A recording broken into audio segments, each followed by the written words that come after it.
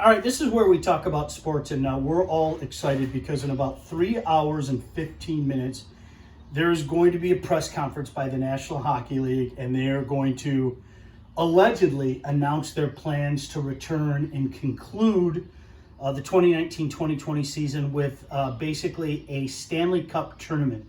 It's interesting. I've seen some pushback by some people out there.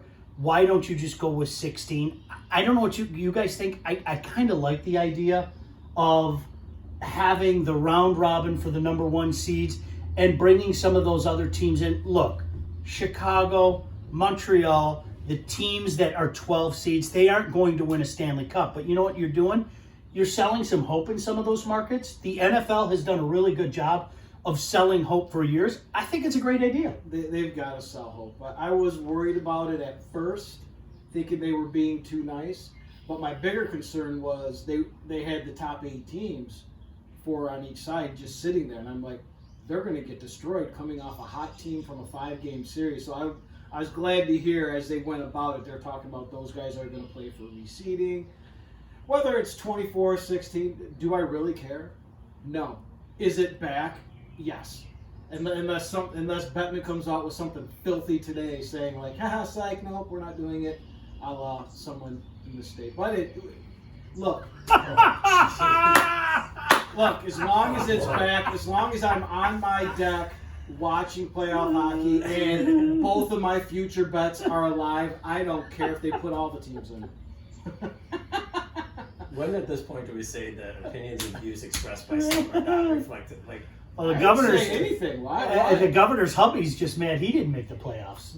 He's a little upset about that. So his boat. But anyway, Mitchell, you are the only one in this group that played at a high level. You played college hockey at Western Michigan. For people out there who didn't know, I asked Darren McCarty this question on Friday. I'm intrigued to hear your thoughts. What does a layoff like this do for a player? You know, it's easy for us to sit back and think as fans and think, oh, this is great, this is fantastic. But how bad is this layoff for players to go through the rigors of a season, in essence take a couple months off, and then not just jump back into a season, but jump into the reason that you play hockey? Oh, I think you're going to find out who has done what over this layoff. I think the timing and the thing, it won't be good hockey at first, but these are the best in the world. They're going to get it back real quick, and everybody's in the same boat. Like, to me, I'm intrigued. Like, boat? And they're giving them, 3 weeks? But, yeah, and I'm intrigued because you say, like, a 12 seed can't, like, hockey's always been the sport that the 8 seed can be the 1 seed. Way more. This isn't a 1/16. Like, but with this layoff and with everybody coming back, I'm telling you, like we've talked from a coach's standpoint, self-accountability has been huge. Self-discipline has been through the roof. There's going to be guys that have come back that have been training every day, have been, like, where you live has mattered because some players have been able to get on the ice, other players have not. Now, to get to that, I want to add in that and ask a question. Who do you think has the advantage? The veteran or the younger players? Who do you think stayed in place? Who do you think worked more? Who do you think took advantage of it more? Just a guess, because obviously we don't know. We don't know, and I hate to answer, like, give a broad answer. The individual has the advantage. Like, because you could say there are veterans out there that probably think they're all good. There are veterans out there that know what they need to do, right. And there are young kids out there that have been training. That, like, I am so intrigued. I'm intrigued from a high school coach perspective, from a right. college guy perspective, right. And I'm intrigued that all these sports coming back. This isn't player A coming back from an injury, player, team A coming back from a setback or whatever. Everybody's been off and everybody's had. So what have you been doing? What have you been doing? How have you been, like? And what are you doing that's different? We had that talk, what was it, 3 weeks ago? About absolutely. I had my little man crush on the 3 guys, McKinnon, Marchand, and Crosby. That was their routine. That routine did not just happen. Shouldn't have happened because of being quarantined in the state, stay safe at home kind of stuff. So let's go back and answer that question a little more. Who has the advantage? The guys that had the preset routine and the work ethics going in.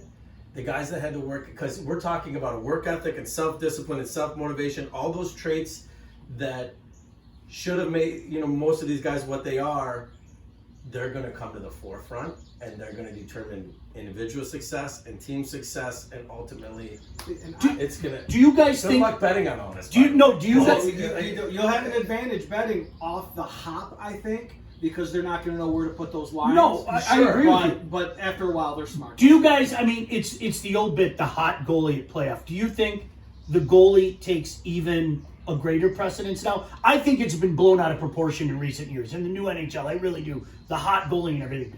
Do you think the impetus, as a guy who played goalie, do you think the impetus is on the hot goalie? And before somebody says it, Carey Price is not elite any longer. The Habs aren't going to win a series. Let me get that out of the way. I'm not being a homer. Let me get that out of the way. But is there maybe an impetus on the hot goalie now? I think to a certain extent, but I also think the teams that defend well, if the teams defend well, I think that they're the ones that are going to be secretly looked to, because it is, you can count on you can count on your defense, you can count on your structure of how you defend, but offense you can't count on. If you're offensively average 5 goals and it doesn't show up one night. Yeah, my vision of what's coming back is going to be an offensively sloppy defensive game. So I think the hot goalie is gonna do well, which we always see that every year someone pops up. And we were just talking about copycat leagues. This first 5-game series, these first games are going to dictate what we're going to see. And like I said, I see it being more defensively, take the unders than anything. And that's what I'm seeing that. Now, I'd be interested maybe on Friday night, if you're talking with McCarty about this, to see what he thinks about that veteran versus rookie. Because I listen to a lot of stuff on the radio, podcasts and stuff, and they say the league has changed. These guys are so workout, health conscious that I see these young kids. Let's take your Matthews and McDavid's, and these are that's their they've routine. grown up That's as trainers. That's exactly it. Yep. Yes. Been working out with Gary Roberts for 20 years. Yes, exactly. Yes. And then you hear guys that some guys leave their equipment at the arena and they come back after the summer. It's like that. There's a total different philosophy. That's what I'm interested to see. So when you look at a young Toronto Maple Leafs team, what are they? Are they coming back? Are those guys? It'll be interesting to see, like getting some insight from someone that's been in the NHL that might have some look at that. It'd be interesting to know. The one thing that McCarty and I were actually talking about last Friday, Dave, you might have been too young. I don't know. I'll let you speak to it. The best of 5 series was something different. We're old enough to remember it. The last season was 86, the 85-86 season. That was the last year that they had best of 5. They switched to the first round, being a best of 7 series. With the Norris and the Smythe. Yeah, the best of 5 was unbelievable. And they were wars, especially when you were playing divisional playoff, okay? And you got, 2 teams that hate each other, that saw each other a slew of time. Montreal, Quebec comes to mind. I mean, they were flipping wars, man. Because there's a whole new sense of urgency. Oh, yeah. there is. To get down 2-0 is completely different in a best of 5 than it is in a best of 7. Absolutely. You look at how we said they try things in the OHL before they bring them to the NHL. This is going to be a tryout period, I think, for the best of 5. Absolutely. I really do. If it's dynamite and it lights up the NHL, we're talking about, so what is this going to mean? This means they come back in November, right? Yep. So we're going to be looking at how do we do things coming, next June when playoffs are starting again. Are we forever shifting the season, or could 5-game series be coming back? And to your point, I don't think it's a secret to anybody out there, and certainly not us. Gary Bettman loves the bracket. Gary Bettman is a basketball guy that loves the bracketology and something. I think this is right up his alley, and that's why I think he's been pretty adamant about pushing this. Mike, I think that's a great point. I wonder if this will be a sign of things to come. Because, Dave, you said it earlier. You're one of the top teams. You don't want to sit for a week. You just don't. Well, 3 other teams play out. And that's the way it used to be. I mean, it was like that, going back to the 70s and everything.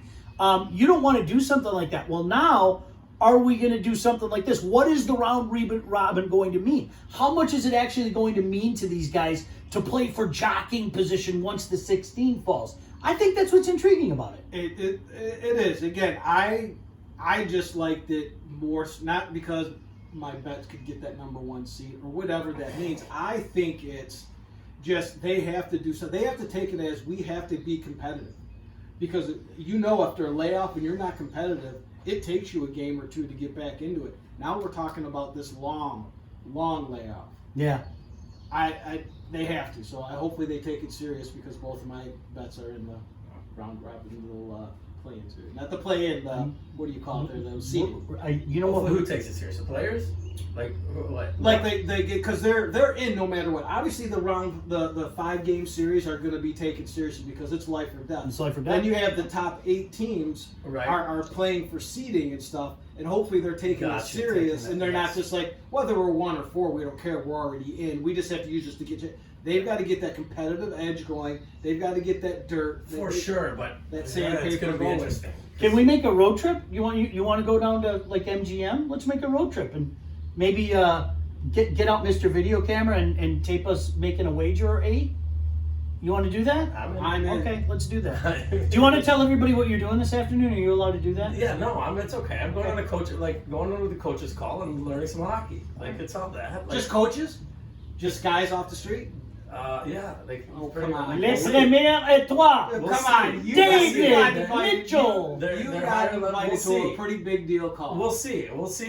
I'm not trying to embarrass you. I know you're going to yell at me, but I'm proud of A little you. fly on the wall I'm proud of you. We'll see what A happens. little forecheck talk?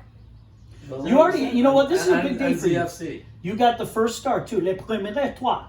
It's David not, Mitchell. No, the Meat Man. It's the Meat Man was the first star. Let's be honest. Yeah, but there is no meat man without David Mitchell. Oh, there's no David Mitchell without Sean Belegian. Let's just. There's no Sean Belegian without Mike Iverson. That is for sure.